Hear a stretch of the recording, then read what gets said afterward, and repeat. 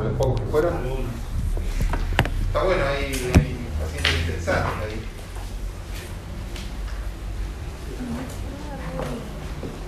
Hay uno que tiene un valor de contraposición intraórtica, eso es algo que no se ve de manera frecuente.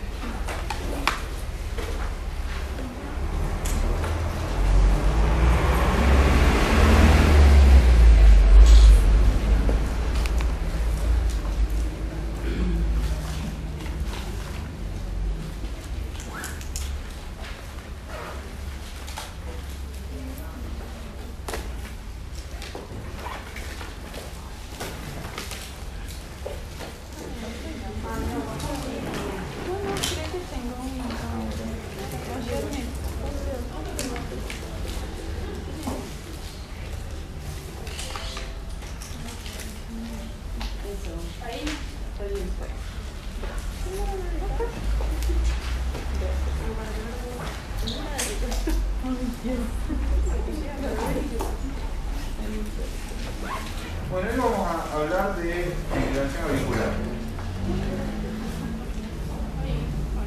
¿Por qué? ¿Puede ser que la clase de fonética aórtica o no? Puede Porque ser. nos dieron un cronograma y nos están dando 3 clases. Y a veces nosotros Bueno, ese cronograma es irreal. No, está bien. Me gustaría poder predecir qué clase tocaría, digo, pero hay muchas variables. Vos tenés que pensar que la gente que puede dar clases a veces te dice: no, ¿sabés qué? Justo tengo guardia acá, no llego, hay que dar esta. ¿Pero qué hago? Si ya me dijiste que sí. Bueno, y entonces ahí vas a encontrar que hay un intercambio constante. Esa, la única que les puedo garantizar que se va a dar en fecha, porque esa ya me dijo no te voy a fallar, y esa persona cumple siempre, es dentro el lunes que viene, no, el otro, hipertensión, que lo va a dar una hipertensóloga que es muy buena en lo que hace. Obviamente para mí la hipertensión se termina en amlodipina. Esta clase es más, no está en el cronograma, pero es algo muy importante que sepan esto. Ahora vamos a ver por qué es muy importante que todo médico maneje lo que es la fibrilación auricular. ¿Qué es la fibrilación auricular? Es una etiología que se caracteriza, es como vos decís, arritmia, y la primera arritmia que te tiene que venir a la cabeza es la fibrilación auricular. ¿Por qué? Porque es el paradigma de las arritmias. Básicamente es un ritmo irregular, ¿no? Y tiene unas características electrocardiográficas que son únicas. ¿Cuáles son estas características? Bueno, una ya la dije, una irregularidad que es impredecible. Caótica. Podés tener RRs que son regulares y de repente uno se hace irregular, y eso es una fibrilación auricular. Podés tener RRs totalmente irregulares, podés tener bradicardia, podés tener taquicardia, podés estar entre 60 y 100 latidos por minuto. Es totalmente azaroso la regularidad de la fibrilación auricular, es una arritmia caótica, y lo otro que la caracteriza es la ausencia de la onda P. Este trazado es el más característico, ¿no? Fíjense, 3 latidos, y en esos 3 latidos ya les alcanza para decir que tienen fibrilación auricular. ¿Por qué es importante esto? Es la arritmia más frecuente del ser humano. Más o menos un 3% de todos los seres humanos tienen fibrilación auricular. Es un montón, si te pones a pensar. 3% de todo el mundo. O sea, agarrás, bueno, acá es más alto porque estamos en un hospital, pero agarran el tren, cualquier línea, agarran el Sarmiento y un vagón que tiene 100 personas, 3 tienen fibrilación auricular. Entonces, esta arritmia es un problema, y a medida que uno envejece se hace más probable que tenga fibrilación auricular. Fíjense, esta es la prevalencia de la fibrilación auricular en las distintas partes del mundo. Fíjense cómo, obviamente, rojo es más prevalente, verde es menos prevalente.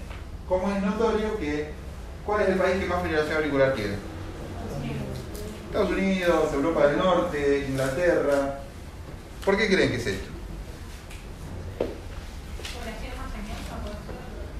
Puede ser, la verdad es una hipótesis que me gusta, pero no necesariamente es por eso en esto. ¿Qué países son los que están en verde, o sea, los que no tienen alta prevalencia de FA? África, el Medio Oriente, la India. Y de todos esos pacientes yo le creería nada más a Japón, de todos esos países. Le creería nada más a Japón. ¿Por qué? ¿Cómo creen que es la estadística médica en África? Es muy probable que esté subdiagnosticada la fibrilación auricular en ese contexto. La doctora Agustina de Palma les va a dar alguna clase.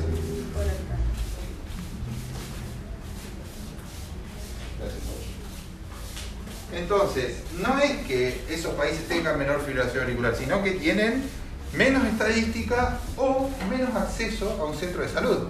Muy probable que si vos vas a la sabana africana no encuentres ningún lugar en donde te puedan hacer un electrocardiograma.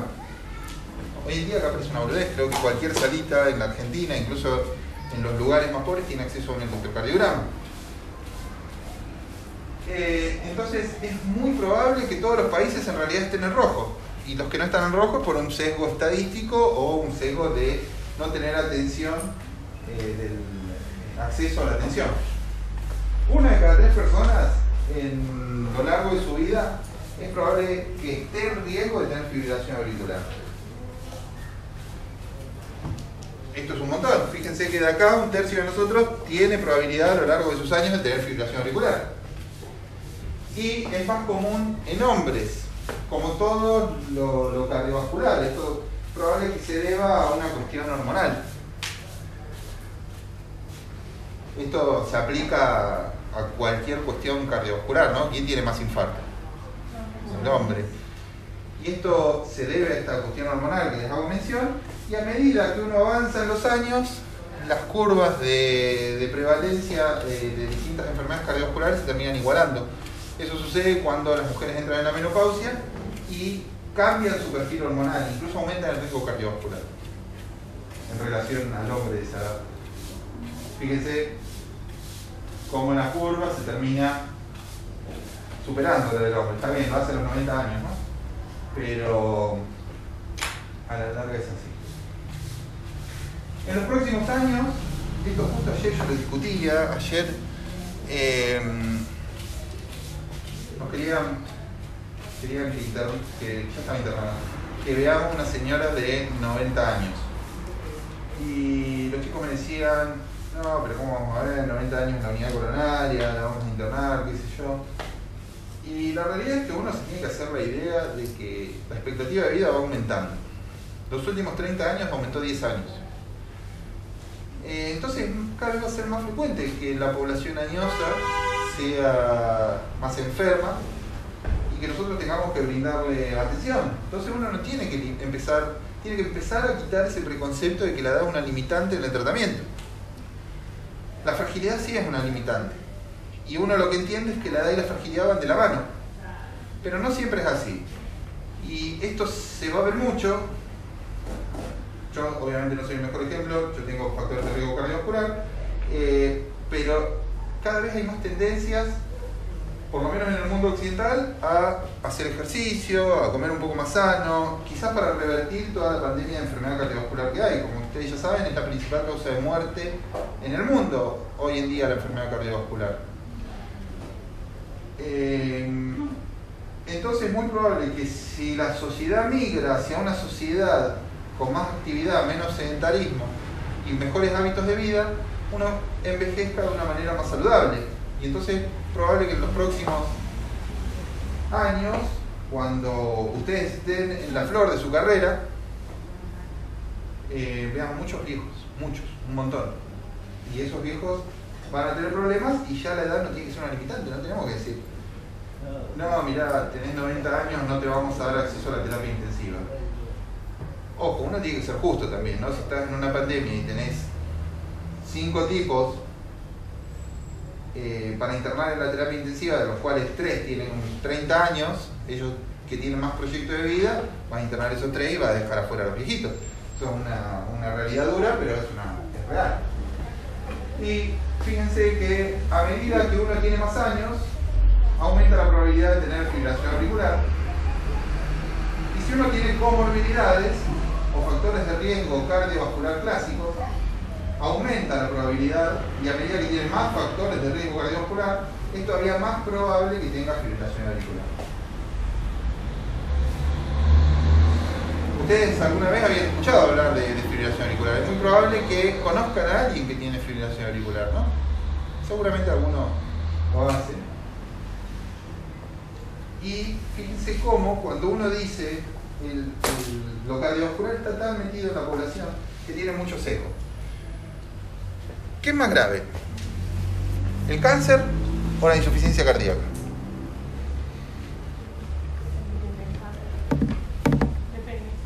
Depende del cáncer, pero en global. Incluyendo todos los cánceres malignos, o sea, excluyendo los de piel, que suelen ser benignos, salvo 2. Cáncer. Es la insuficiencia cardíaca. Y sin embargo, vos agarrás y a una persona en consultorio le decís, tenés cáncer, y a esa persona se le desploma el mundo. Y vos le decís a la misma persona, tenés insuficiencia cardíaca, y dice, no pasa, ¿qué pastilla? No pasa nada, ¿qué pastilla me vas a dar? Y el cuadro que tiene es mucho más grave. Está bien, estamos hablando del global, ¿no? Si tenés un cáncer de páncreas es muy probable que te vaya peor que si tenés insuficiencia cardíaca. No siempre es así, a veces si vos tenés 15% de fracción de eyección y alguna valvulopatía, estás peor que el cáncer de páncreas. Y pasa lo mismo, incluso dentro, el cardiólogo suele tener un poco más de noción de lo grave que es la insuficiencia cardíaca. Para que se hagan una idea, a cualquier persona le diagnostican un episodio de insuficiencia cardíaca y a los 5 años el 40% está muerto. Es un montón.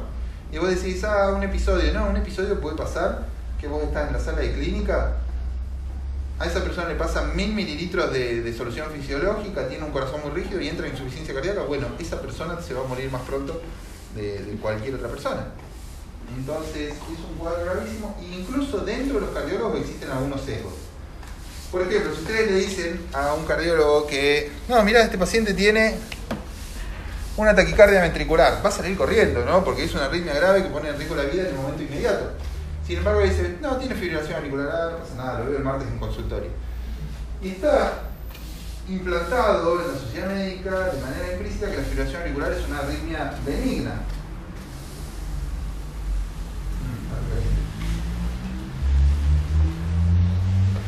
¿Y es una arritmia benigna? Bueno, una cosa es que vos te presentes con fibrilación auricular de manera asintomática. Te fuiste a hacer un chequeo porque querés empezar el gimnasio y ves que en el electro tiene fibrilación auricular. Sin embargo, vos no tenés ningún síntoma de eso. Estás bien, estás hemodinámicamente estable. Hemodinámicamente es una palabra muy general para decir que te funciona bien la presión y te funciona bien la perfusión tisular y te funciona bien la frecuencia cardíaca. Y esa persona es probable que sí sea una arritmia benigna, entre comillas. Ahora, si te presentás con síntomas, y estos síntomas pueden ser muy variados en la fibrilación auricular, si ustedes les dicen arritmia, ¿qué síntoma es el primero que piensa y que va asociado con la palabra arritmia? Palpitación. ¿Y qué es una palpitación? Es la percepción del latido cardíaco. Y esa percepción puede ser rápida, puede ser lenta, puede ser de latidos irregulares. Una palpitación es sentir el latido cardíaco y es el síntoma cardinal de cualquier arritmia. No es la excepción la fibrilación auricular, y la fibrilación auricular puede además presentarse con disnea, con dolor de pecho, con intolerancia al ejercicio. Yo tengo un paciente, por ejemplo, que hace bicicleta. Y lo conozco porque dice, mirá, desde hace un mes que yo hacía, no sé, 30 kilómetros en la bici y ahora hago 10 y me canso. Bueno, a ver, vamos a ver el electro, fibrilación auricular. Tenía de casualidad un electro hace 3 meses para hacer el apto físico en ritmo sinusal. Bueno, y a esa persona el síntoma que le dio fue disminución de la tolerancia al ejercicio. Y tenés cuadros graves. La fibrilación auricular puede llevar a la muerte de manera inmediata y los cuadros graves son síncope, hipotensión sintomática, insuficiencia cardíaca, edema agudo de pulmón, isquemia miocárdica y shock cardiogénico. Yo acá no hago hincapié en la terapia en agudo porque la mayoría de ustedes no va a ver una fibrilación auricular en agudo grave, ¿no? Es raro de ver, yo recuerdo muy pocas que se chocaron, pero si alguna vez le pasa, la solución ahí es la cardioversión eléctrica. como toda arritmia, yo siempre jodo a los chicos, les digo, mirá, vos hoy, no sé, qué sé yo, el miércoles les dije, de jueves a domingo no necesitas ningún electrofisiólogo. Si late muy rápido y le anda mal, lo chocas. Si late muy lento y anda mal, le pones un marcapasos. Fin de las arritmias. Y en resumen, esto es medio así, yo lo digo en joda, pero si ustedes tienen cualquier taquiarritmia que va muy rápido como para disminuir la perfusión de cualquier tejido, hay que hacer una medida en el momento, que es la cardioversión eléctrica.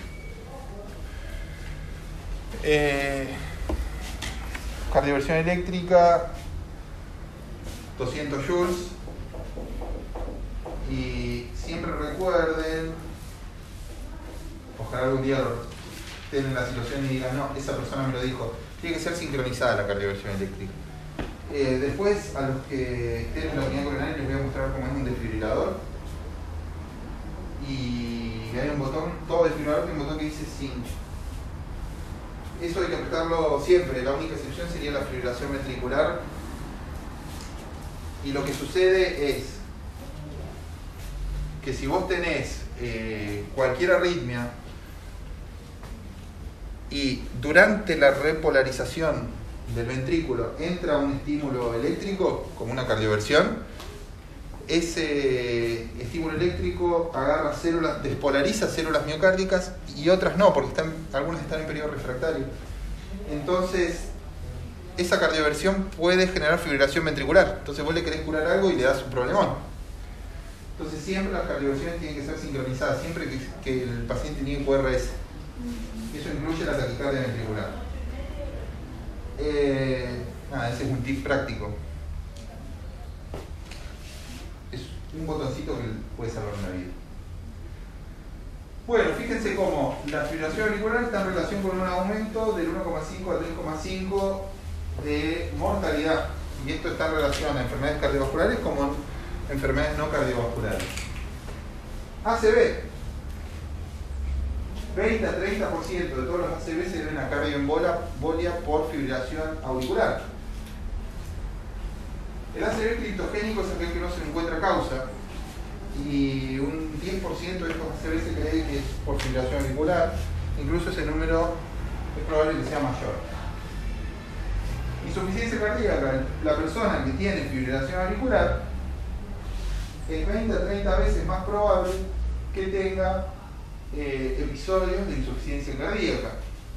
Esto se debe a que, como ya verán, la insuficiencia cardíaca es un síndrome que se caracteriza por un corazón que no puede cumplir las demandas metabólicas del cuerpo, o lo hace a expensas de presiones de llenado intracavitarias muy altas.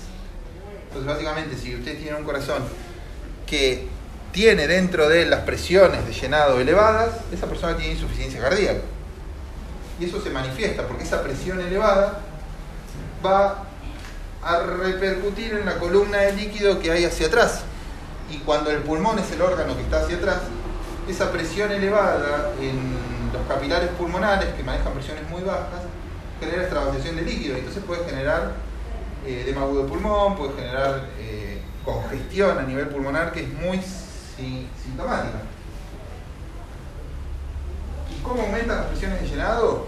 Y básicamente porque el llenado es muy corto. Entonces el corazón tiene que aumentar su contractilidad para compensar. El llenado es muy corto porque esta es una taquiarritmia principalmente. Entonces vos tenés que los espacios que hay entre cada latido disminuyen. Y eso hace que los tiempos de llenado también disminuzcan y aumente ese corazón, por aumento de la contractilidad, sus presiones de llenado. Da una característica de esto que les hago mención, da una característica semiológica muy interesante. El paciente que tiene fibrilación auricular, el primer ruido que corresponde al cierre de las válvulas auriculoventriculares es variable. ¿Por qué? Porque los volúmenes de llenado varían. Entonces, el primer ruido a veces se escucha más intenso, pasa el latido que viene, se escucha menos intenso, el otro latido se escucha distinto. Obvio, tenés que escuchar 1000 veces esto para empezar a notar la diferencia. La auscultación es un arte, ni siquiera voy a decir ciencia, que lleva mucha práctica. Cuando vos escuchás 1000 soplos, ahí recién empezás a decir, ah, mirá, son así. Tengo compañeros suyos que vienen al consultorio los miércoles y jueves a la tarde, y los otros días me reía porque hoy tengo este es el mío, pero yo normalmente uso el de tomar la presión, el de campana plana. Yo con ese escuchaba un soplo gigantesco y tenía un Lindman de campana ancha, los de Cardiology, y no escuchaban el soplo. Y yo decía, pero... Y ahí, ¿no?, llevaba la reflexión de que no es una cuestión de método, es una cuestión de práctica. Es por eso que uno tiene que auscultar todas las personas habidas y por haber. Yo me quejaba cuando estaba en clínica, decía, pero este se operó de la cadera, ¿para qué lo tengo que auscultar? En realidad es para práctica de uno tiene que auscultar a todos los pacientes, y después eso hace la diferencia. Al principio no escuchas nada. Empezás a escuchar tanto, sobre todo normales, que cuando hay uno normal te empieza a sonar lo distinto. Después te centrás en lo distinto. ¿Qué sé yo? Cuando ves 100 estenosis aórtica, dices, ah, mirá, pero esta, la verdad que acá el segundo ruido queda medio solapado por el acné del soplo. Y después ahí vas entendiendo. Toda la correlación teórica termina arreglándose al oído. Pero lamentablemente nadie empieza escuchando muy bien. Eso se hace con el tiempo y bastante paciencia. Lo mismo que, qué sé yo, el frote pericárdico con las pericardías. A veces digo, no, mirá la cantidad de frote que tiene. Y no es que yo sea crack, sino que yo escuché un montón. Y seguramente cuando yo era R1 no escuchaba nada. Entonces uno tiene que practicar, y cuando hay algo patológico tiene que quedarse un rato. Otra cosa que uno tiene que hacer cuando le dicen, mira, este paciente tiene un soplo, es quedarse. No hay apuro, el señor seguramente está internado.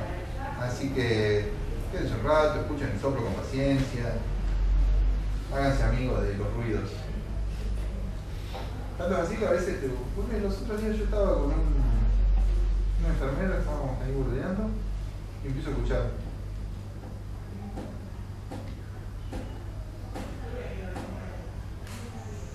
Y lo miro ahí y le digo, ¿vos tenés una válvula mecánica? Y dice, ¿qué? Le digo, sí. Y se escuchaba. ¿Pero se escuchaba por qué? Porque ya escuchaste 10.000 y te suena ese ruido metálico especial, y se escuchaba en ambiente. Estábamos a esta distancia. Entonces, todo es práctica. Seguramente si uno va no experto, no lo escucha. Y esa práctica se hace escuchando incluso lo normal. Entonces, si pueden, si a veces tienen dudas o esas cuestiones, practiquen en su casa, escuchen a todo el mundo, los que viven con alguien, ¿no? Escuchen, esa es la clave de aprender la auscultación. Bueno, deterioro cognitivo y demencia vascular se asocia con un hazard ratio de 1,4 a 1,6 en los pacientes con fibrilación auricular. Esto probablemente se deba a lo mismo que la ACV. La fibrilación auricular lo que hace es una contracción desorganizada de la aurícula. Sus fibras se contraen de manera única y aleatoria, por eso se llama fibrilación de fibra. Y eso hace que en algunos lugares, como la orejuela izquierda, se genere un trombo, porque es una zona que deja de contraerse con fuerza. Entonces se genera éstasis de la sangre, y ese éxtasis es uno de los pilares de la tríada de Virchow para decir que se puede formar o no un trombo. Entonces, al generarse un trombo ahí, ese trombo puede fragmentarse, embolizar e ir al cerebro. Esto, cuando pasa con un trombo bastante grande, produce una ACV. Es probable que microtrombos migren y produzcan micro-ACVs en zonas no elocuentes, pero que a la larga generan deterioro cognitivo o demencia vascular. Depresión. Esto es algo que uno, por lo menos nosotros, no tenemos tan en cuenta, y sin embargo es algo muy importante en la vida del paciente. Si cualquier persona viene y se le diagnostica fibrilación auricular y tiene algunos factores de riesgo cardiovascular, va a empezar a tomar rosuvastatina, va a empezar a tomar un antihipertensivo, va a empezar a tomar alguna droga antiarrítmica y se va a anticoagular. Y una persona anticoagulada es una persona que tiene menos calidad de vida. Y eso genera mucho impacto en las personas, y las personas que tienen fibrilación auricular se deprimen más que el resto de la población. Y la calidad de vida deteriorada. Si ustedes prestan atención a una persona que tiene fibrilación auricular y está anticoagulada, tiene más de 60 años, tiene todos los brazos monitoreados. Cualquier golpecito que se da, la anticoagulación hace que tenga hematomas. Incluso algunos pueden tener hematomas espontáneos. 4 pastillas tienen que tomar como mínimo, les diría, por día. Eso lleva a que la persona también tenga una calidad de vida reducida. Imagínense, ustedes están en el cine, 9 de la noche, le suena la alarma, uy, la puta madre, tengo que tomarme el Rivaroxaban. Bueno, eso tiene mucho impacto en las personas. Hospitalizaciones. La persona que tiene fibrilación auricular tiene una tasa de hospitalización anual del 10 al 40%. Eso es un montón. Entonces, no es una arritmia benigna. Esto ya lo sabían los chinos. Es muy probable que este sea el primer registro histórico de la fibrilación auricular. Uno, cuando analiza de cierta manera la historia, uno está muy acostumbrado a analizar la historia de Occidente. Sin embargo, Oriente es una cultura muy rica, muy variada. Tenés desde, no sé, las poblaciones indias, las poblaciones rusas, y China, Japón, Corea, Australia, Oceanía, todas esas cuestiones, la verdad que era una cultura muy rica. Igual que los pueblos originarios de América, ¿no? Los chinos en particular, en el siglo IV, en el siglo V, hacen un compendio de medicina maravilloso que se llama el libro amarillo. El libro, son como 7 tomos. Y fue motivado por un emperador.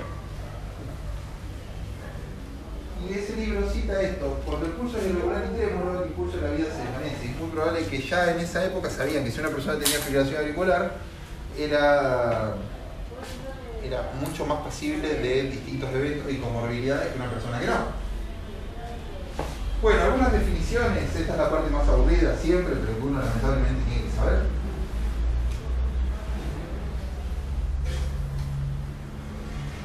Tiene que saber por una cuestión de consignar de la historia clínica y esas cuestiones.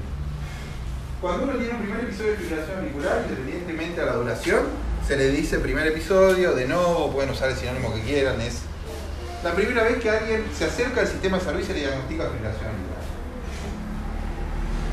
Si la fibrilación auricular se diagnostica y cede, o sea, vuelve al ritmo sinusal durante los primeros 7 días, eso es una fibrilación auricular paroxística.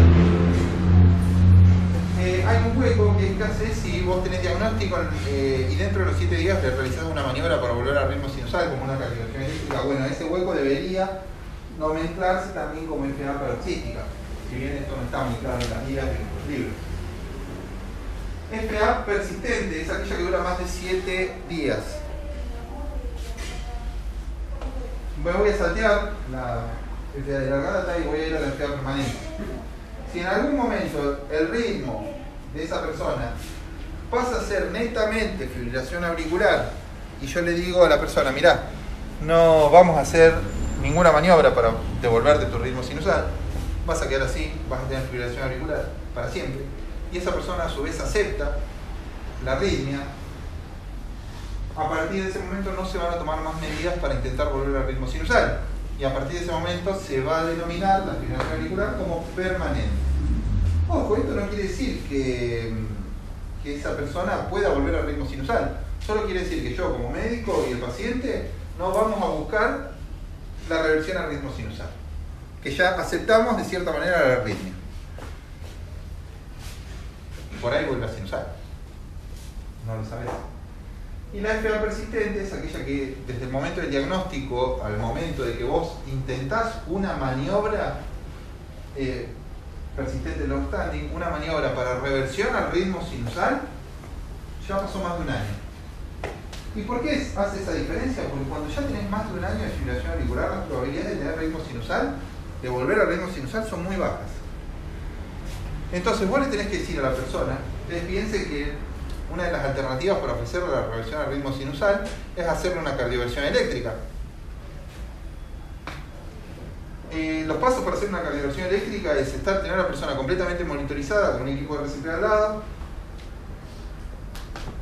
dormirla durante 15 minutos, mantener su oxigenación durante esos 15 minutos que está dormido y pasarle una descarga de 200 joules por el pecho.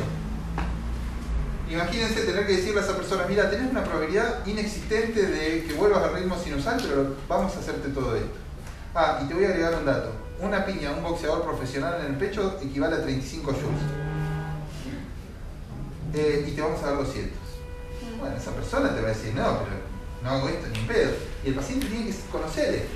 Entonces, la long standing es un término que se utiliza para decir, ¿podemos intentar la reversión al ritmo sinusal? Sí, lo vamos a hacer, pero sabemos que podemos fallar. No toda terapéutica en la medicina es curativa, además yo diría que la menor cantidad de terapéuticas son curativas. ¿Qué cosas se pueden curar? Las apendicitis, algunas cuestiones infecciosas, y ya nos quedamos sin fichas. La mayoría uno lo trata y acompaña al paciente durante su vida. Y arritmias. Hay arritmias que son 100% ablacionables, como el Wolff Parkinson White. Bien, y otras definiciones. La fibrilación auricular rara vez suele ser una arritmia primaria. La mayoría de las veces está acompañada de factores que la predisponen. Entonces, si vos tenés una neumonía por COVID y de repente entraste saturando 70 y tuviste fibrilación auricular, pero después de ese episodio nunca más tuviste fibrilación auricular, eso fue una fibrilación auricular episódica. Ahí no hay mucho que hacer. Sí, lo controlás con un par de holters a posteriori, pero el holter es un registro electrocardiográfico prolongado, como mínimo 24 horas. Pero ese paciente fue un episodio y fin. Y la fibrilación auricular solitaria es aquella que se presenta como arritmia primaria. Es el paciente que tiene fibrilación auricular y nada más. Esto increíblemente, pese al sentido común, es algo rarísimo. Solo el 4% de los pacientes que tienen fibrilación auricular tienen fibrilación auricular solitaria. El resto tiene algo que predispone la fibrilación auricular. Bueno, uno cuando va al diagnóstico, el diagnóstico se hace con un electrocardiograma de 12 derivaciones. Sin embargo, hoy vivimos en un momento en donde todo lo que ustedes quieren saber está en YouTube y en Google. Entonces, así como esto se extrapola a la medicina, así como yo puedo extrapolar algunas cuestiones de tamizaje a estas nuevas tecnologías, hay que saber que existen un montón de métodos. ¿Algunos tienen un Apple Watch acá? Bien. El Apple Watch puede hacer un registro electrocardiográfico. Entonces, ese registro electrocardiográfico me va a servir para poder tamizar una persona con fibrilación auricular. Es más, te manda una alerta, te dice, tenés fibrilación auricular. Y sirve, hay estudios de validación de eso. Existen estos aparatos, de los cuales acá en Argentina son caros, afuera salen $20, que es una tarjetita que vos le pones los dedos y te hace un electrocardiograma, una sola derivación, y te lo manda a tu teléfono. Esto también sirve, es bastante útil, nosotros tenemos uno. Tensiómetro. ¿Vieron alguna vez un tensiómetro digital? Ya les hablará la persona responsable de hipertensión, pero ¿qué piensa que es mejor? ¿Un tensiómetro digital o un aneroide?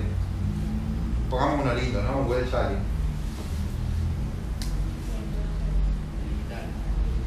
Digital, siempre. Los digitales validados, pero son mucho mejor que el oído humano. Es más, para validar un tensiómetro lo que hacen es agarran 3-4 cardiólogos que toman la presión desde hace 30 años, les hacen una audiometría, comprueban que está completamente impecable, les dan el mejor estetoscopio y comparan el aparatito con esa persona. Y si les da lo mismo, ese tensiómetro puede salir al mercado como tensiómetro validado para tomar la presión. Entonces fíjense que los digitales no hay vuelta que dar. Y se ahorran un montón de problemas a futuro. Mis suegros son los dos cardiólogos y tienen el dedo en resorte de tanto hacer así con la perillita del tensiómetro y de tanto inflarlo. Problemas del oficio. Bueno, existen más tecnologías. Nosotros estamos probando un cinturón que les hace un electrocardiograma, tipo un holter. Y existen holter de duración prolongada, de más de 24 horas, que incluso hay un parche, que tienen un problema que todavía no se puede subsanar, que es el pegamento. El pegamento durante más de 10 días produce dermatitis. Entonces, vos decís, no, pero sería fantástico hacerle a una persona un holter de 40 días, pero lo tenés con 40 días de esos parches y les destruye la piel el pegamento. Entonces, esta sería la mejor tecnología. Existe la tecnología para que un holter registre durante 100 días, pero el pegamento no. Y por último, existe un dispositivo que tenemos uno tirado en la unidad coronaria que ya está usado, que si quieren después se lo muestro. Tiene el tamaño de un dedo meñique, que va debajo de la piel, y eso se lleva por 3-4 meses. Se usa muy poco porque sale cerca de $4.000. Entonces, imagínense que la obra social la prepaga, les dice: prefiero que le hagas un holter por semana antes que le pongas uno de estos. Y en el estado esto es algo inalcanzable. Y fíjense que de todo esto, la tarjetita tiene una sensibilidad y especificidad para diagnosticar fibrilación auricular muy buena. Entonces es un muy buen método.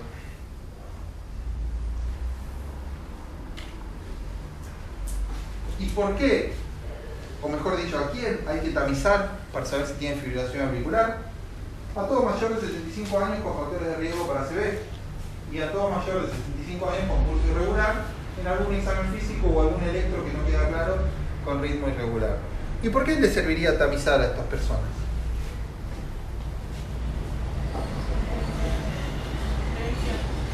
Prevención, pero puntualmente ¿de qué?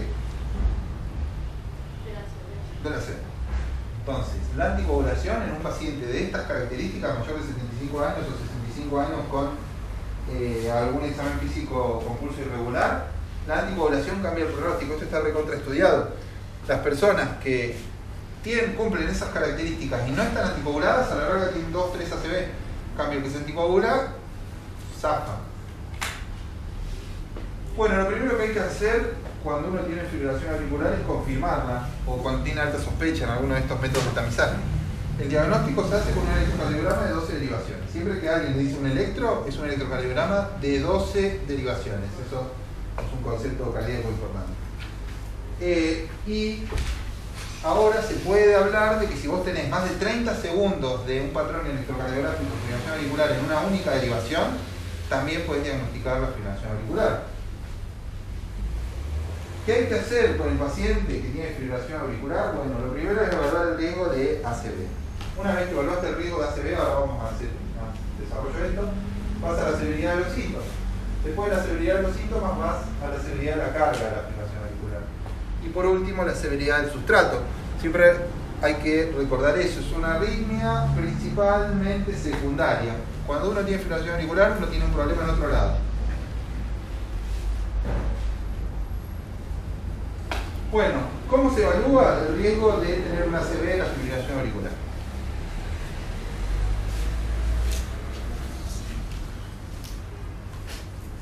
¿Qué les parece?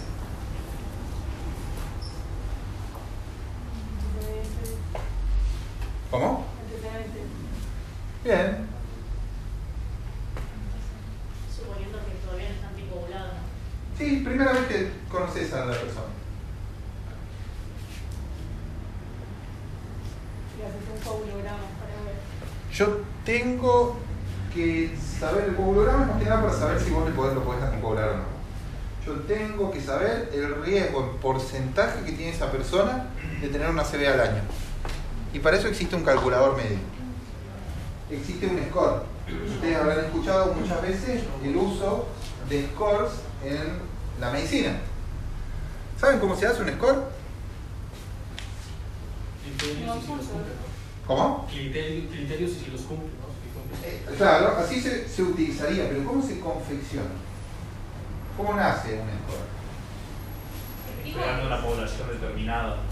se va viendo, bueno, tantos pacientes tuvieron una ACV a los 3 años y así va haciendo la corte. Perfecto. Necesitas registros, necesitas estadísticas, necesitas estudios. Vos agarrás una serie de pacientes, agarrás una población y agarrás y decís, bueno, a ver, voy a ver de toda esta población cuántos tuvieron ACV. Ah, mirá, todos los que tenían ACV eran hipertensos. Ah, mirá, todos los que tenían ACV tenían enfermedad cardiovascular. Ah, entonces si yo a una persona le diagnostico con fibrilación auricular antes de tener un ACV y tiene estos valores, y entonces está en riesgo. Así se confecciona un score, en base a un estudio sobre una población. Y mientras más gente incluye esa población, más válido es ese estudio. Y ahí sale algo interesante. Esto, a veces yo me escapo de esto, pero son cosas todas muy interesantes. ¿Qué población casi siempre queda fuera de los scores? Embarazadas. ¿Y qué más? Niños. ¿Y mujeres? Es una población que en los estudios quedó muy relegada. Ahora se está igualando eso, pero inicialmente uno ve estudios de los años 80, los años 90, años 2000, y la población femenina era muy baja. Y entonces hoy en día usamos un montón de medicamentos que no tienen tanta evidencia en la población femenina. Ni hablar en embarazadas. Que eso es todo un lío, eso es algo para discutir en bioética, porque vos decís, bueno, está embarazada y yo quiero saber si una droga es teratógena o no, ¿qué hago? ¿La incluyo en un protocolo o no? Esas cuestiones éticas están buenas, porque por un lado obviamente es perjudicial, sí, obviamente no sabemos qué le estamos dando.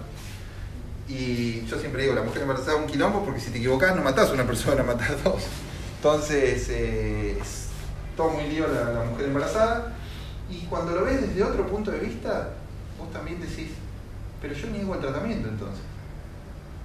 Porque no sé si esta medicación funciona o no en la mujer embarazada. Así es la investigación.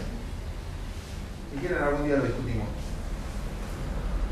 Yo soy una persona que duerme muy poco y estoy haciendo en este momento una maestría en bioética. Y son todos temas muy interesantes y polémicos. Que si quieren algún día los discutimos, pero sin ningún sesgo. Yo, por ejemplo, soy ateo y mi postura en algunas cuestiones obviamente le impacta un montón a la gente. Luego stroke. Este score que es el CHA2-VAS. El CHA2-VAS, ustedes van, buscan en Google el CHA2-VAS y tienen distintos valores que si los poseen aumenta su riesgo de tener una ACV. CHA2-VAS. Ahora vamos a ver los puntos de corte, pero básicamente si vos tenés un CHA2-VAS en hombres más de uno, o en mujeres más de 2 o 2, esa persona es un candidato muy fuerte a la anticoagulación. Antes existía, y ustedes que van a estar seguramente con varios médicos, otro score que evalúa el riesgo de sangrado, porque los anticoagulantes generan riesgo de sangrado. Y ese otro score se llama Hasbled. ¿Por qué yo no lo pongo? Porque cada vez hay más evidencia que a igual Hasbled de CHA2-VAS siempre hay que anticoagular a las personas. Esta es una discusión eterna que nosotros tenemos con gerontólogos, con los médicos clínicos, no, pero esta persona es muy frágil, no hay que anticoagularla porque tiene más riesgo de sangrado. No, cuando vos lees todas las guías, todos los estudios de gran calidad como revisiones sistemáticas o metaanálisis, hay que anticoagular a todo el mundo.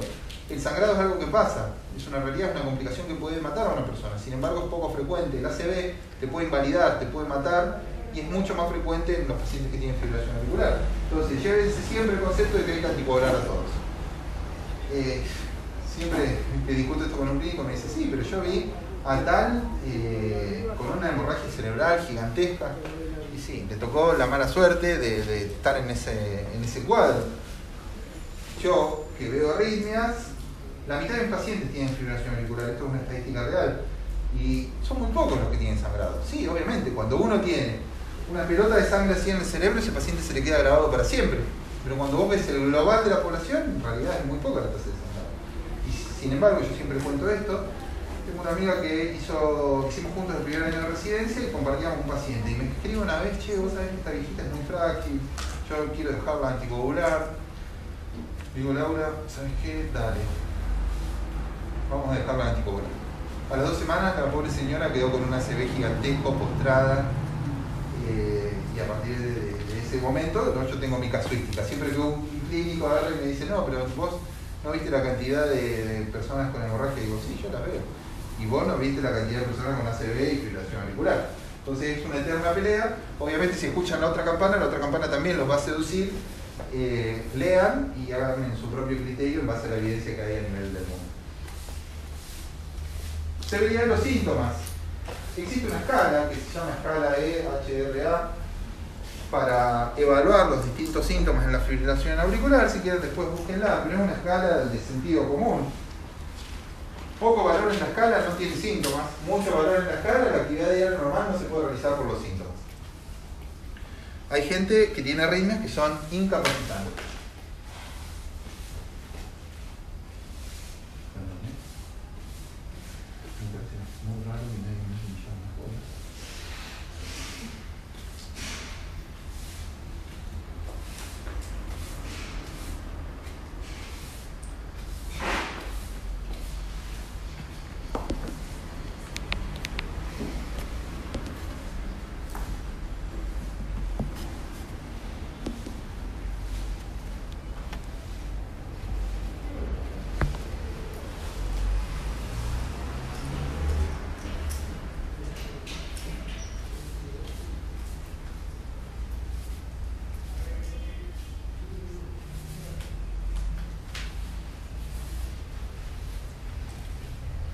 Escúchame, lo tengo yo, no te preocupes.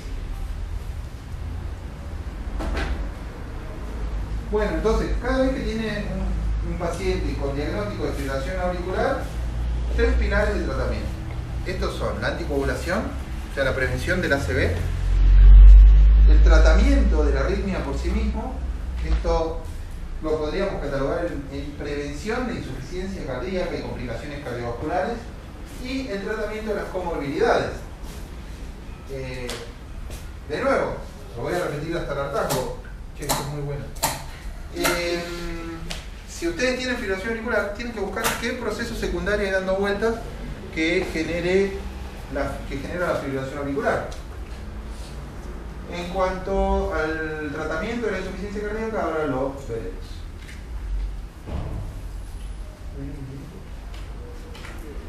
Lo que proponen es, cada vez que un paciente tiene fibrilación auricular, uno lo que está viendo es la punta del iceberg. Entonces, se propone hacer un manejo multidisciplinario de esto, que tiene múltiples aristas de abordaje.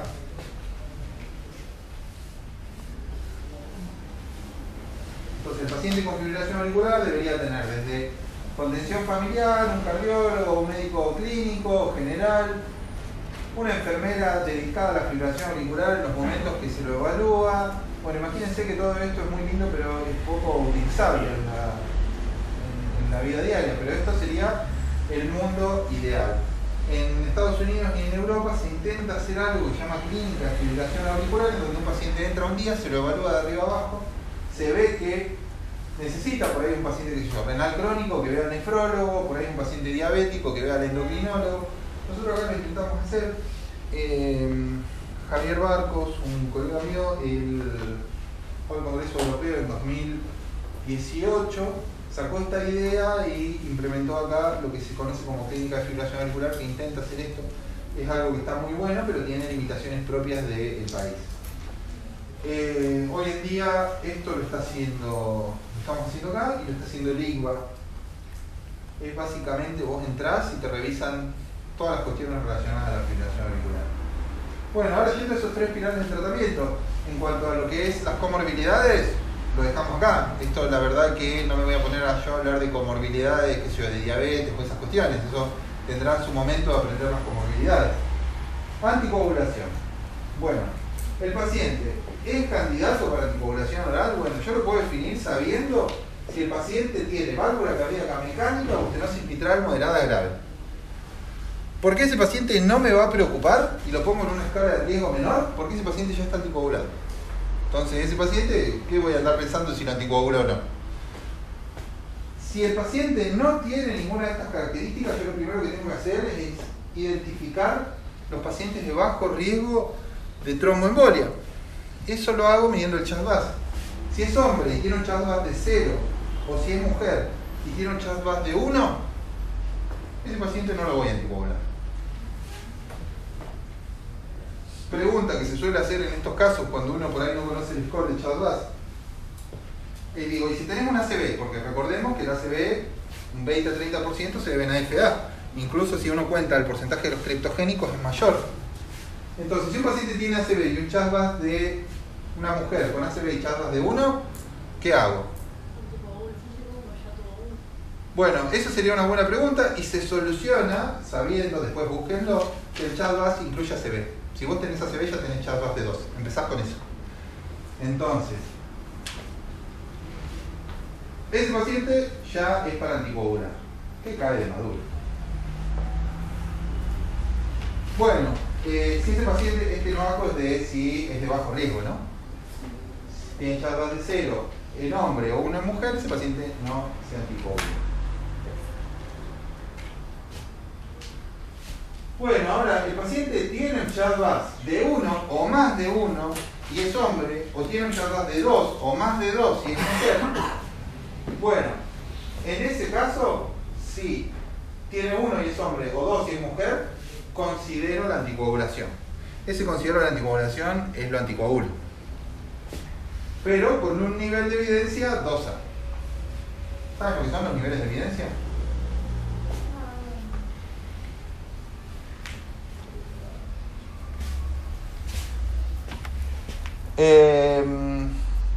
Este paciente tiene un X paciente. Yo lo veo tiene un CHA2 de 5 y tuvo un ACV y le digo, ¿sabes qué? No necesitas anticoagulación. Y después lo ve a alguno de ustedes y le dice, no, ¿cómo que te dijeron esto? Vos necesitas anticoagular. El paciente elige y me hace caso a mí. A los 2 días de esto tiene un ACV. El paciente nos hace un juicio a los 2. Y vos vas al juez y le decís, no, pero yo creo esto, por eso no lo anticoagulé. Vos vas y le decís, no, yo creo esto, por eso le dije que tiene que estar anticoagulado. Bueno, ¿en qué decide la persona, el juez en ese caso? Llama a un perito, ¿no? Y el perito por ahí le dice, no, pero yo opino esto. Y hasta ese momento, ¿qué tengo en común? Todas opiniones. Y uno no puede basar cosas que cambian la vida de una persona de manera drástica en opiniones.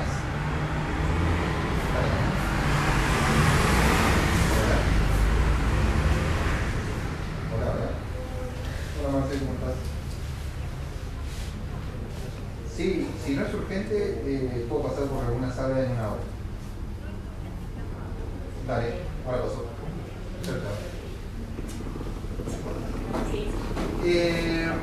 Para evitar que haya opiniones, uno lo que recurre es a distintos grados de evidencia.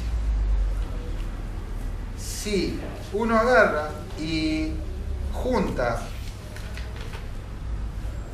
10 personas, que son 10 personas, llamémosle expertas, esas 10 personas agarran y dicen, bueno, a estos pacientes hay que anticoagularlos.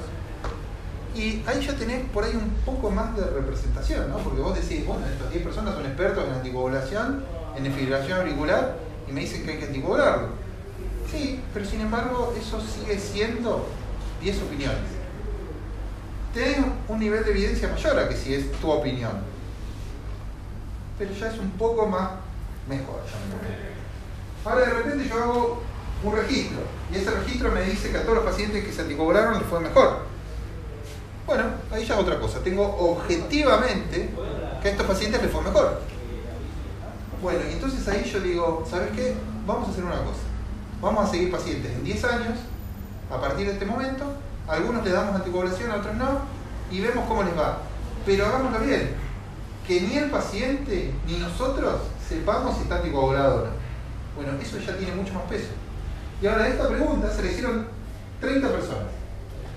Y esas 30 personas hicieron 30 estudios de esa manera, prospectivos, aleatorizados, doble ciego. Y otra persona agarró y dijo, mira toda la evidencia que hay, ¿sabes qué? Voy a juntarlas todas y compararlas. Eso se llama revisión sistemática o metaanálisis. Y ese metaanálisis da todavía más evidencia. Entonces, a cada una de esas categorías yo le voy a dar un punto. La evidencia, nivel 1,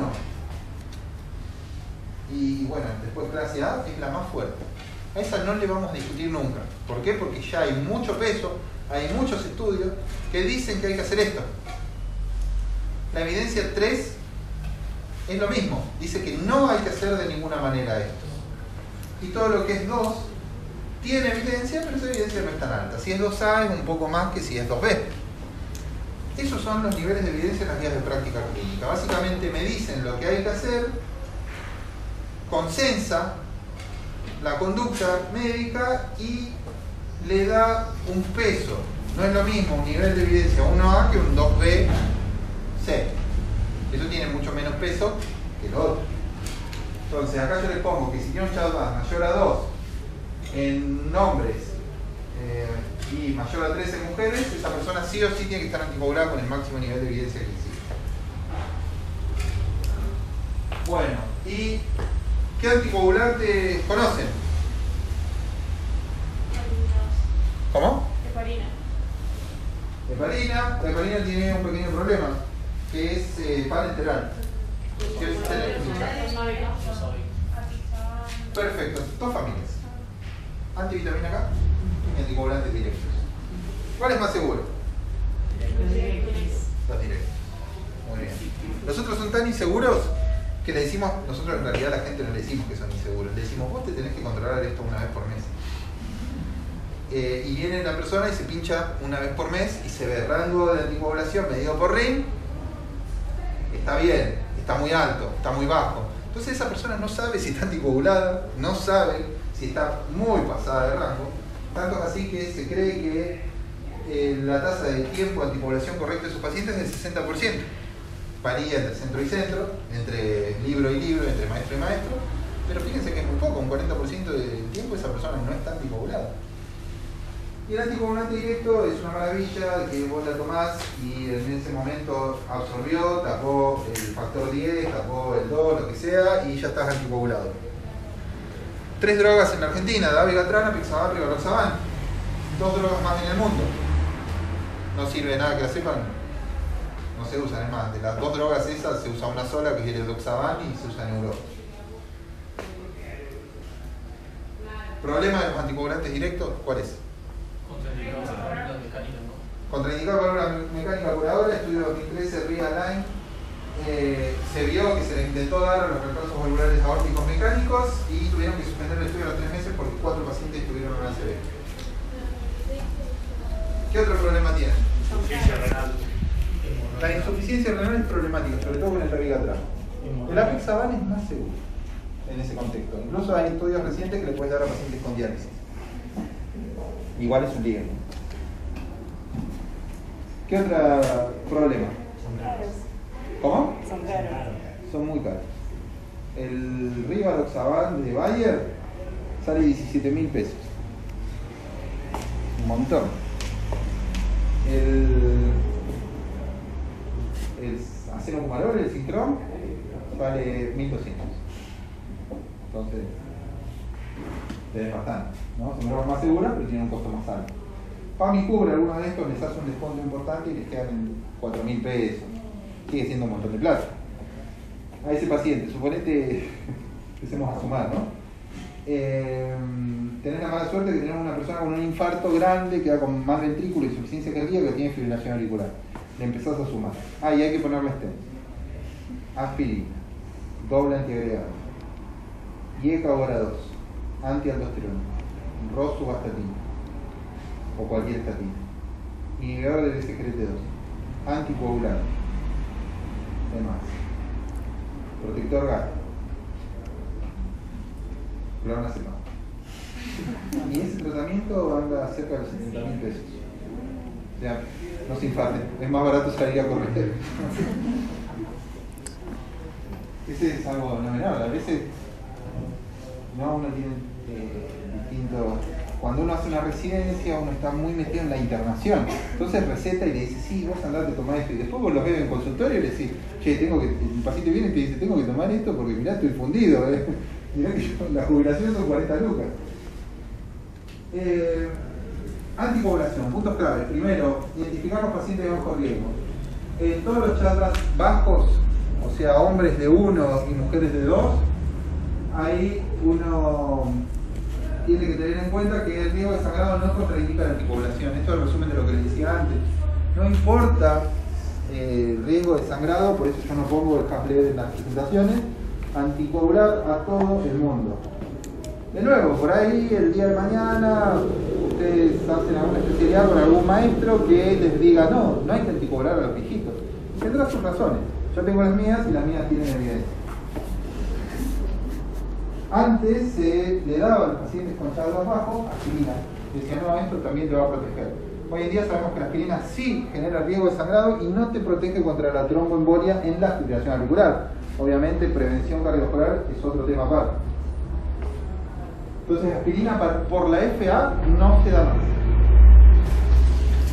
Y las guías te recomiendan el dólar. El tema es que las guías están hechas en países con buenos ingresos y donde los anticoagulantes son más baratos. Yo tengo una paciente que el rivaroxaban se lo trae la hija de no sé dónde y le sale 10 euros. Está bien, 10 euros tampoco es poca plata, pero no es nada que ver a 17.000 pesos. Bueno, no sé. ¿Están cansados? Bueno, control de frecuencia cardíaca. Si están cansados, yo les iba a decir, yo no dormí, así que estoy más cansado. Frecuencia cardíaca por debajo de 110 es el objetivo del control de frecuencia. Ahora, hay dos estrategias, esto yo no lo puse, debería haberlo hecho, dos estrategias del tratamiento de la arritmia por sí misma. Control de frecuencia, que es bajar la frecuencia cardíaca, o control de ritmo, que es volver al ritmo sinusal. ¿Cuál creen que es mejor? Volver al ritmo sinusal, pero indudablemente desde un punto de vista fisiológico es lo mejor. Sin embargo, cada vez que se probó en un estudio aleatorizado, no mostró mejoría. Eso es un problema, ¿no? Porque vos decís, ¿cómo puede ser que tener ritmo sinusal no es mejor que no tenerlo? Y se cree que es por las drogas antiarrítmicas. Las drogas antiarrítmicas son drogas que tienen muchos efectos adversos. ¿Alguno alguna vez tomó drogas antiarrítmicas? Mejor. De varios pacientes que inician la terapéutica con drogas antiarrítmicas, muchos vuelven a la semana diciendo no puedo tomar más. ¿Pero qué te hace? No sé qué me hace, pero me hace sentir para el otro. Son así las drogas antiarrítmicas, son muy pesadas, son horribles, le caen muy mal a la gente y esa es la causa por la cual no anda bien el control de ritmo en relación al control de frecuencia. Hay una sola población que después veremos que hay que hacerle sí o sí control de ritmo. En definitiva van a escuchar un adagio que dice es lo mismo control de ritmo que control de frecuencia. Mucho no me gusta eso, pero lamentablemente la evidencia es así. Frecuencia cardíaca por debajo de 100 en el electroderivación tiene que ser el objetivo 110, el objetivo terapéutico. La fibrilación auricular es una arritmia que hace que los estímulos en la aurícula fluctúen entre 300 y 500 latidos por minuto. 300 y 500 latidos por minuto en la aurícula. Por suerte, el nodo auriculoventricular filtra la mayoría de esos latidos. Entonces hace que la frecuencia ventricular no sea tan elevada. ¿Quiénes tienen nodos auriculoventriculares más sanos? Los niños. Los niños. La fibrilación auricular en un niño es un cuadro catastrófico, porque lo hace latir a 300 latidos por minuto. A nosotros, no, como mucho, llegás a 200. La contención auriculoventricular a medida que pasan los años decrece. Bueno, terapia base para todo paciente con fibrilación auricular. Si no sabe qué hacer, control de frecuencia. No, nadie le va a decir nada y va a estar bien. Paciente con pocos síntomas o alguno que otro, también control de frecuencia.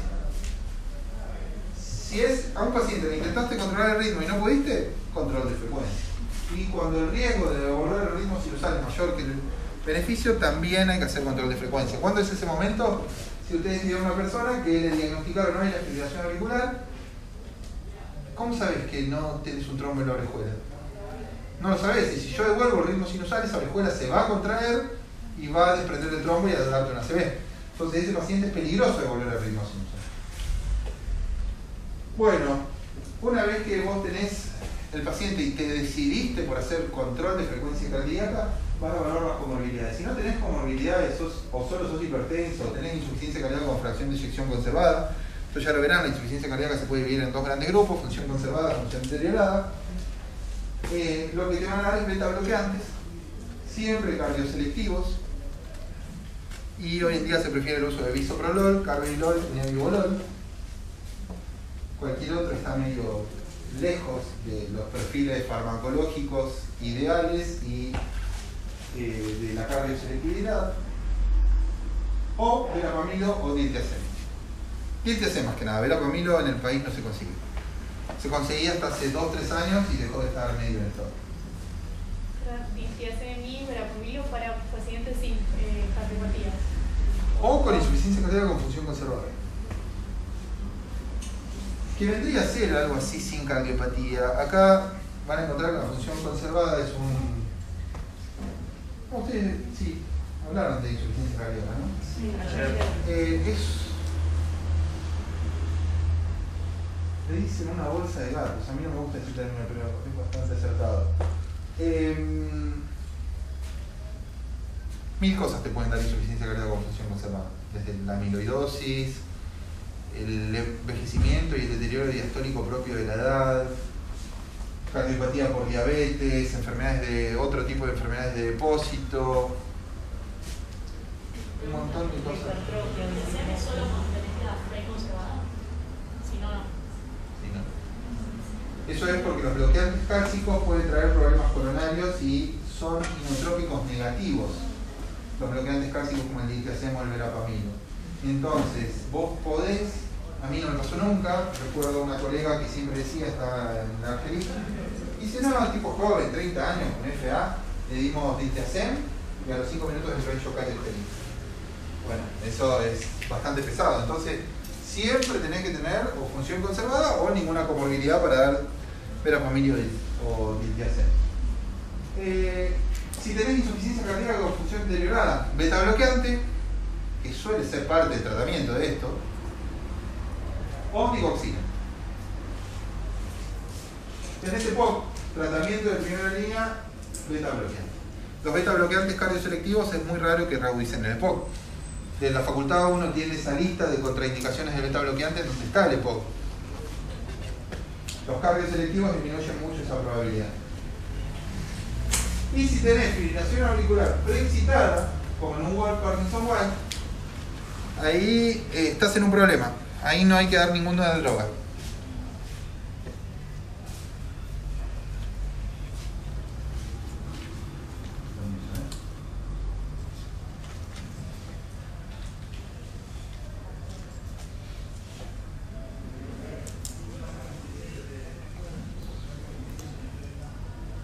Nodo sinusal, nodo AB. Ahí me siguen. No está nada muy complejo. A de His, rama izquierda, rama derecha. ¿Saben qué es el Wolff-Parkinson-White? Una simple Precipitación, ¿no? Tenés algún punto antes del nodo auriculoventricular que salta la conducción del nodo auriculoventricular. Entonces, esta vía es mucho más rápida que el nodo auriculoventricular. Y esta vía, y vos lo que podés tener es, llega el estímulo acá, y hacia atrás no va a ir nunca, porque el nodo auriculoventricular está en periodo refractario. ¿No?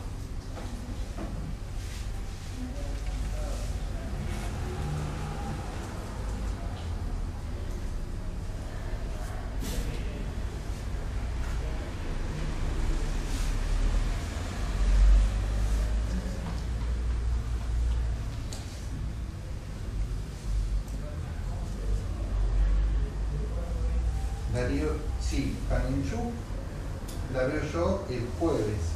Y a Piedra Buena, César le dijo de verla en algún día. Llamar al 2304 y preguntar a César por Piedra Buena. Y a Caninchú la veo el jueves a la 1.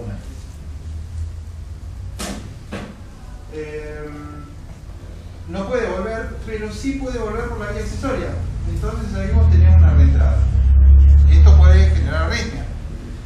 Esta arritmia va a tener un QRS angosto.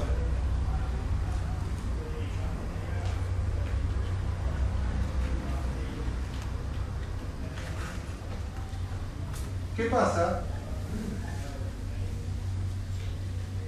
si la conducción va por la vía accesoria y vuelve por el nodo auriculoventricular? Esta es una arritmia distinta, es una arritmia en contra del sentido normal de la conducción que se llama arritmia antidrómica y va a tener un QRS ancho. La otra es la correcta conducción normal y es una arritmia ortodrómica. Bueno, ¿cuál es el problema de tener un Wolff-Parkinson-White y tener fibrilación auricular? Verapamilo, digoxina, diltiazem, amiodarona, todas tienen en común que disminuyen la conducción por el nodo AB, haciendo que toda la conducción sea mucho más rápida por la vía y te puede generar una arritmia. Y si esa arritmia es muy rápida te puede generar taquicardia ventricular o fibrilación ventricular y básicamente matarla. Entonces, la preexcitación con fibrilación auricular es un cuadro grave que siempre hay que tener en cuenta y que la conducta acá es la cardioversión eléctrica directa, no hay que dar drogas. Ayer relacionamos un Wolff-Parkinson-White, después les muestro. Un lindo porque cambió radicalmente el electrocardiograma. ¿El Wolff? Sí. No, por suerte no. Es poco frecuente. Nosotros vemos mucho porque hacemos arritmias, pero si no, muy raro. Y la mayoría es un patrón electrocardiográfico, la mayoría no tiene síntomas. Hay que saber ver un electro Wolff. Tiene PR corto y una onda previa en el QRS que se llama onda delta. Pues les muestro uno. Bueno, hacen esto y citan al paciente un control. Recuerden, el objetivo es que baje de 110 latidos por minuto la frecuencia cardíaca. Bueno, lo ven de nuevo. Sigue teniendo 110 de frecuencia cardíaca. ¿Qué hay que hacer en este caso? Agregar una droga. Fíjense que había dos grupos más o menos de droga por cada columna. Si en uno le había iniciado beta bloqueante, le sumás diltiazem. También puedes sumarle digoxina a la primera columna, que era sin cardiopatía o con FEI conservada. Si tenés FEI deteriorada, le puedes agregar amiodarona o la otra que no usás. Y si tenés EPOC severo, podés agregar verapamilo, diltiazem o digoxina.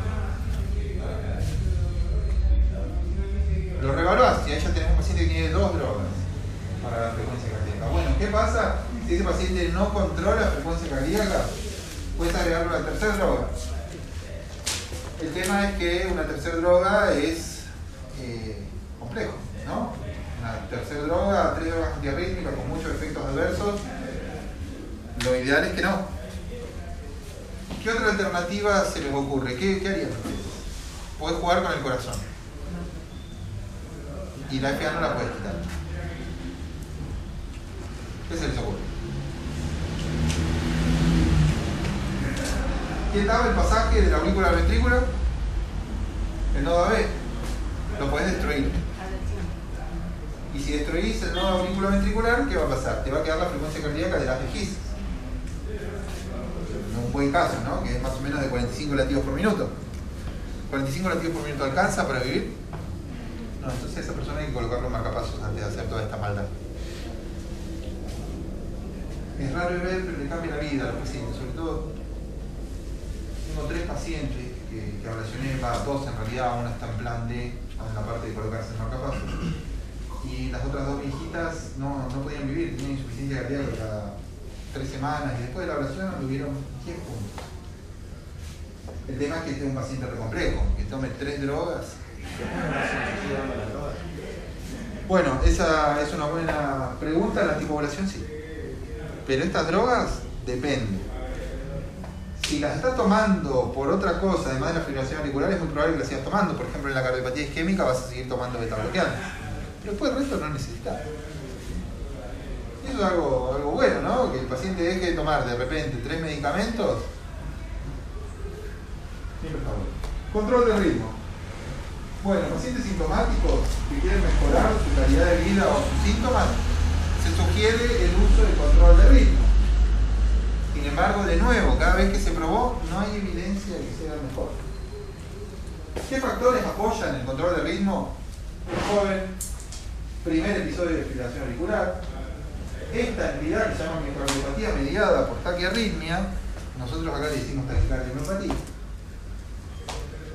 que básicamente es la disfunción ventricular causada por una arritmia. Se debe a muchas cosas esto. Tiene etiologías hipótesis etiológicas bastante sabroseras y divertidas, pero lo que uno tiene que saber es que una taquiarritmia genera deterioro del ventrículo. Ninguna, pocas comorbilidades, apoyo al control de ritmo, control de frecuencia difícil de lograr, o una FA precipitada por un evento temporal. De nuevo, la neumonía, a ese le vas a dar control de ritmo.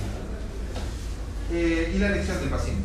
Esto siempre entra en juego. Hoy en día estamos en un momento en donde el paciente puede saber medicina. Sí, muchas cosas uno a veces, esto lo ven, qué sé yo. ¿Quieren buscar algo? Lo buscan ustedes en Google y en cuanto lo encuentran. Un minuto. ¿Qué diferencia hay entre ustedes y el paciente a la hora de buscar en Google? Nada. Por ahí la lectura sí, obviamente. Ustedes tienen mucha más lectura crítica y mucho más conocimiento de base. Pero te puede plantear el paciente. Che, pero mira, acá todo el mundo me dice que el ritmo sinusal es mejor, que tiene 15% más de volumen sistólico. ¿Por qué no estoy en ritmo sinusal? Bueno, el paciente puede tener su postura. Siempre tiene que conocer su enfermedad a la persona.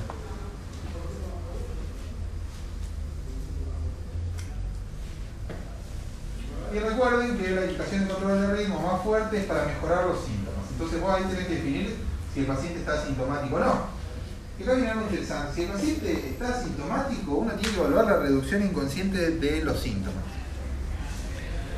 Si un paciente te dice, no, che, yo no tengo síntomas. Ah, qué bueno. ¿Y qué haces en tu vida? No, yo no salgo de mi casa. Bueno, ¿y cómo es tu casa? No, es un monoambiente. ¿Y qué actividad haces? No, voy al baño. Bueno, ese paciente no es que no tiene síntomas, es que está reducido en su capacidad funcional diaria. Y esto lo hace mucho de manera inconsciente. Entonces, no es que no tiene síntomas, es que no los manifiesta porque está todo el día acostado, está todo el día viendo la tele. Esto es muy común en los viejitos y no se ve tanto en la fibrilación auricular, se ve más en la estenosis aórtica. Bueno, acá lo que te recomienda la guía es ser muy agresivo si vos te quedan dudas. Es hacerle una cardioversión, volver al ritmo sinusal y reevaluar ahí si el paciente se autolimitaba o no. Si el paciente tiene síntomas, bueno, esos síntomas pueden estar relacionados a la fibrilación auricular o no relacionados a la fibrilación auricular. Si están relacionados a la fibrilación auricular, obviamente hay que volver al ritmo sinusal. Si no están relacionados a la fibrilación auricular, evaluar control de frecuencia. Bueno, si prevalecen los factores no favorables al paciente, como dijimos varias veces, hay que corregirle sus factores de riesgo. A mí me pasó un paciente que tenía fibrilación auricular, vos veías el Holter, y en el Holter solo tenía FA a la noche. Primera pregunta, ¿roncás? No, no ronco. La señora al lado me dice, sí, ronca tú. Ese paciente era precandidato a tener un SAOS. Se le hizo el estudio para diagnosticar el SAOS, efectivamente tenía SAOS, se le trató el SAOS y se le fue la arritmia. Ese es un caso. Y si prevalecen los factores favorables, acá se puede plantear el control de ritmo con más drogas antiarrítmicas o la ablación de venas pulmonares, que ya llegaremos a eso, prometo que queda poco. En pacientes con fibrilación auricular de reciente comienzo se recomienda el uso de flecainida y propafenona como terapéutica y también como plan de cardioversión. Incluso existe una estrategia que se llama pocket pill, que es que el paciente lleve 4 comprimidos de 150 miligramos de propofenol en el bolsillo, en la billetera, y si empieza con los síntomas de fibrilación auricular, se los tome. Y eso es una cardioversión farmacológica. En algunos pacientes jóvenes, muy lúcidos y muy conscientes de sus síntomas y de los problemas de las drogas, se puede dar esa estrategia. En aquellos con cardiopatía estructural se recomienda el uso de amiodarona. La amiodarona es una droga que es muy fácil. Ustedes seguramente a la hora de ejercer la medicina usen mucho la amiodarona porque es un excelente antiarrítmico. Le sirve, tiene poder terapéutico sobre la mayoría de las arritmias. Es una droga muy problemática que tiene muchos efectos adversos y que le quitas la arritmia y le das fibrosis pulmonar, le quitas la arritmia y le das problemas cutáneos, le quitas la arritmia y le das problemas visuales. Entonces es una droga que hay que evitar. La amiodarona es una droga que se usa mucho y se usa por demás. Intenten evitarla. En aquellos con fibrilación auricular persistente se recomienda cardioversión farmacológica o eléctrica para control de ritmo. Y en pacientes que tienen enfermedad no sinusal, trastornos de la conducción auriculoventricular o QT prolongado, se desaconseja la cardioversión farmacológica. Esto es porque todas las drogas antiarrítmicas mencionadas, amiodarona, propofenona, flecainida, lo que hacen es prolongar el QT en parte y además inhiben la función sinusal o la conducción auriculoventricular. Entonces, si vos ya tenés un problema ahí, lo acrecentás en vez de disminuir. Bien, ablación. ¿Saben? Ablación es aplicar un calor o frío sobre un lugar del endocardio para destruir una vía. ¿Alguien estuvo ayer? Bien, llegaste a ver un procedimiento, ¿no? Sí. Bueno, viste que lo que se busca es con un catéter ir al endocardio, ubicar un lugar del corazón y destruirlo. El objetivo es destruir parte del corazón. En el caso de la fibrilación auricular, se cree que está demostrado que la mayoría de los orígenes de la arritmia son reentradas de tamaño mediano que tienen su origen principalmente en las venas pulmonares. Entonces, si ustedes tienen un foco rítmico en las venas pulmonares, ¿qué es lo que hay que hacer? Excluir eléctricamente las venas pulmonares. Entonces lo que hace básicamente es destruir todo el tejido de conducción alrededor de las venas pulmonares, en el antro de las venas pulmonares en la aurícula izquierda. Eso es lo que se conoce como ablación de venas pulmonares y es el tratamiento de fibrilación auricular. Es un tratamiento que está en progreso, que va a ser el tratamiento definitivo de la fibrilación auricular en algunos pacientes, pero que hay que seleccionarlos muy bien. Hoy en día tiene una tasa de éxito del 70%, que es un procedimiento complejo. Bueno, si el paciente falla en la terapia farmacológica, no tolera la medicación o no le puedes hacer control de ritmo y de nuevo tiene esos factores que favorecieran el control del ritmo, lo ablacionás. Si el paciente tiene taquicardia, miopatía, que es la miocardiopatía inducida por arritmias, lo ablacionás. Ahí con un gran nivel de evidencia. Si la FA es paroxística o persistente y además tiene insuficiencia cardíaca con fracción de eyección deteriorada de ese paciente, con menor nivel de evidencia también planteas una ablación. Y si el paciente tiene FA persistente con pocos factores de riesgo cardiovascular y el paciente quiere, puedes plantear la ablación. Puede morir la gente en la ablación. Es raro, pero tiene que saber eso, ¿no? Y entonces si vos tenés poca evidencia, no le puedes decir a la persona, mirá, le vamos a hacer un procedimiento, va a estar intubado, va a estar 5 horas en una camilla y podés tener complicaciones cuando no hay gran evidencia que soporte esto. Bueno, es muy difícil. La ablación se hace hoy en día con abordaje de la vena femoral, subís por la vena cava, subís hasta la aurícula derecha, cruzás el septum con una punción transeptal y del septum interauricular y llegás a la aurícula izquierda. Ahí lo que haces, cada puntito de estos es un punto de ablación, lo que haces es excluir las venas pulmonares eléctricamente. Obviamente el flujo de sangre sigue el mismo, pero lo que destruís es el tejido de conexión. Y existe otra técnica que es un balón que se infla sobre la vena pulmonar y ese balón enfría la vena pulmonar a menos de 60 grados bajo cero y destruye también las células de conducción. Los resultados son muy similares, la diferencia es el tiempo. Para hacer esto hay que ir punto por punto. Imagínense que ustedes no están manejando el catéter al lado, sino que lo están manejando desde afuera del cuerpo. Ese catéter entra en la vena femoral, llega a la aurícula, cruza del lado del corazón y encima tiene que ir a un punto específico de la vena pulmonar. Eso es bastante complejo, muy difícil. En cambio esto es posicionar el globo sobre la vena pulmonar, lo inflas y listo. Esto es fantástico en el tema de tiempo, mucho más caro. Está cerca del doble que una ablación por radiofrecuencia, que ya es caro. Esto sale 2 millones de pesos. Y el tiempo fundamental. Este procedimiento, la ablación por radiofrecuencia de venas pulmonares, puede llevar 5 horas. Esto está bien, yo se lo voy a hacer al mejor, ¿no? Que es Joseph Brugada. Yo tuve un curso con él en la sala y lo hizo en 15 minutos de reloj. Es una locura lo que hizo ese tipo. De nuevo, es el mejor, ¿no? Es como jugar con Messi. 5 horas, 15 minutos. Esa es la diferencia principal. En cuanto a los resultados, es lo mismo. Tienen distintas complicaciones. Esto puede congelar el nervio frénico y producirte parálisis diafragmática unilateral. Y esto puede, como calienta, puede quemar el esófago y producirte una úlcera esofágica. Estas son las complicaciones más graves de los dos procedimientos. Bueno, conclusión, la FA no es una arritmia benigna, eso es lo más importante. Siempre que tiene un paciente con FA es un problema para el paciente y para ustedes. Se puede agregar un nuevo criterio diagnóstico al electro, que es lo clásico, única derivación mayor a 30 segundos con FA, y existen cada vez más tecnologías para seguirlo. Algo que no les dije, creo que me colgué, el tensiómetro Omron o los tensiómetros validados. ¿Vieron alguna vez algunos? Sí. Cada vez que va tomando la presión, cada vez que siente un latido, marca un puntito. Los Omron, por ejemplo, tienen un corazoncito. Y ese puntito, si uno lo ve irregular, puede tamizar la fibrilación auricular. Obviamente no es diagnóstico, pero ayuda a tamizar.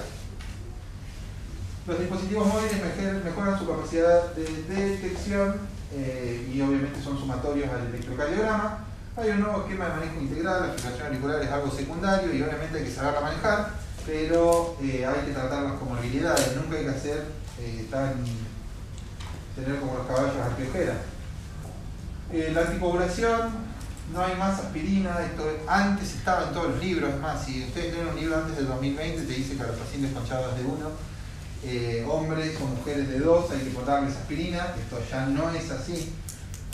Y bueno, cada vez hay más recomendaciones en el manejo de la ablación. Creo que ya estamos. Bueno, lo más importante es eso, no hay que ser tan cardiólogo. ¿Listo? ¿Alguna pregunta? No, la clase.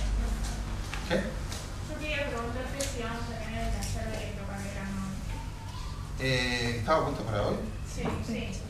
No, eso va a ser la semana que viene. La semana que viene. Tengo otra pregunta. Sí. Entiendo que parece que es como una problemática el tema de las clases y que se van cambiando. Sí. Vamos a seguir el programa, eso que nos pasaron antes, como para leerlo y estudiarlo. ¿Qué hacemos? Porque el año pasado pasó lo mismo cuando tenía. Sí, es un problema del servicio ese, así que no hay... ¿Qué hacemos? Nosotros Claro. como estudiantes, o sea, nosotros vamos a tener el parcial y tenemos el final. ¿En qué nos basamos? Sí, a ver, los temas son esos, se suman 2 o 3 temas. A la larga hay que leerlos todos. No va a ser muy difícil el examen. En realidad, Ahora lo... es más que todo por el hecho de que nosotros no tenemos una cortita de cardiología y ¿No tienen? no tenemos cortita de cardiología después de esto. Lo que vemos en cardiología, de acá que nos recibamos, es esto. Por eso va a estar todo. Entonces, Y por eso tiene un enfoque distinto al programa, ¿no? El programa no habla de fibrilación auricular y sin embargo es una de las arritmias más frecuentes. Lo que hablaba del programa de insuficiencia cardíaca era muy poco y es también una de las patologías más grandes que tiene la cardiología. sí. Obviamente el foco va a estar en estas dos cosas, va a estar en cardiopatía isquémica y en una lectura práctica del electrocardiograma. Las valvulopatías están porque, le gustan mucho a los cardiólogos. La realidad es que la valvulopatía, y sobre todo al coordinador de la cursada,